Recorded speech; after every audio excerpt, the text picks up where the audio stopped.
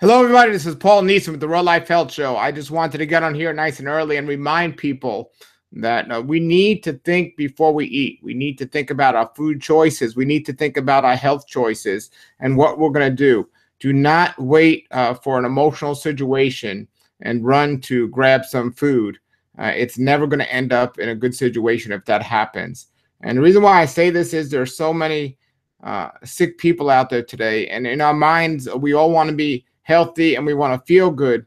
But when our emotions take over, a lot of that goes out the window. And somebody told me a long time ago, never make an important decision when you're in an emotional state.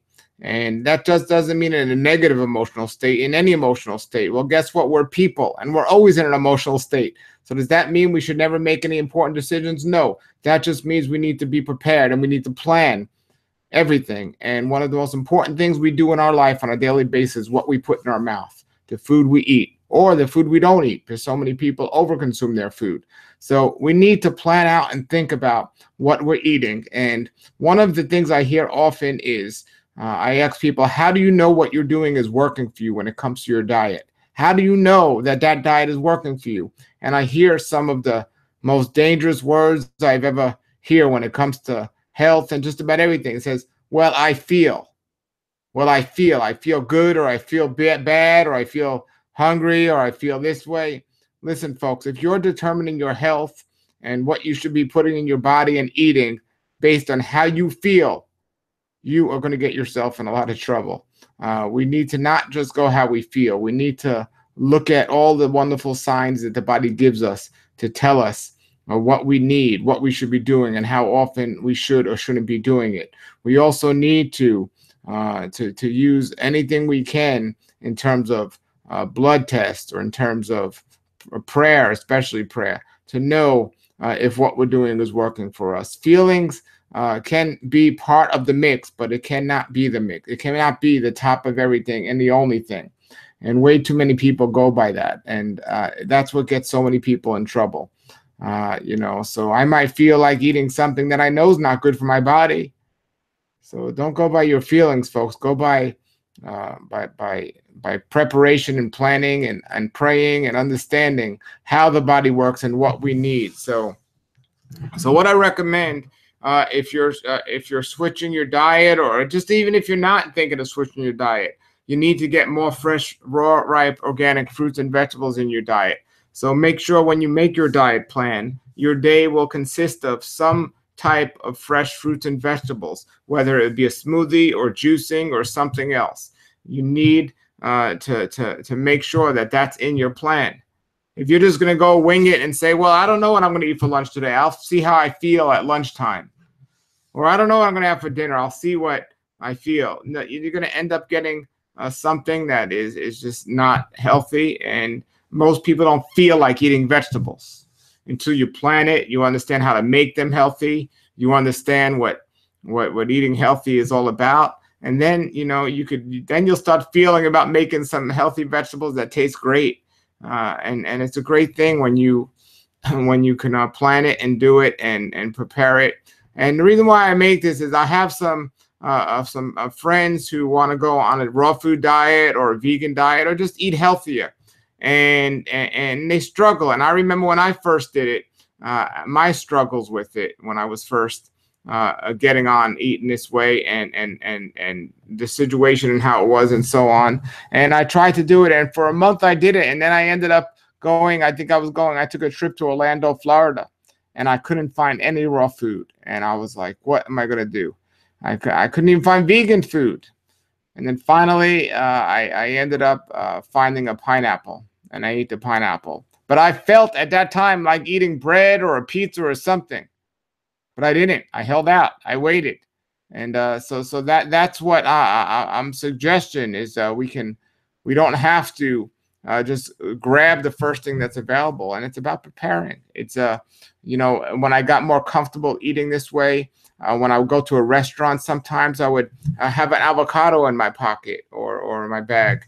And I was in New York City. So if I went somewhere, most salads and diners or eating out are just lettuce and tomatoes. but then I would put the salad on there and I would sprinkle some salt on there, or even sometimes even be really prepared to make a little dressing and have it with me and put it on there and make this big, beautiful salad because I was prepared. And, and I could have even been more prepared. I could have found out where I was going to eat, and I could have called them up ahead of time and see what they had. So the more prepared you are, the more successful you're going to be at being consistent, at being healthy. And that's what it's about. So do your best to prepare. And I'm not saying you need to prepare 100% of every morsel of food that comes in your body, but at least think about it beforehand, so you're not taken by surprise and you don't get yourself in trouble. All right. And then also just understanding that it's not just how we feel. It's just understanding, just some basic health principles that I teach on my website and my videos and elsewhere. Like if you get sick, stop eating.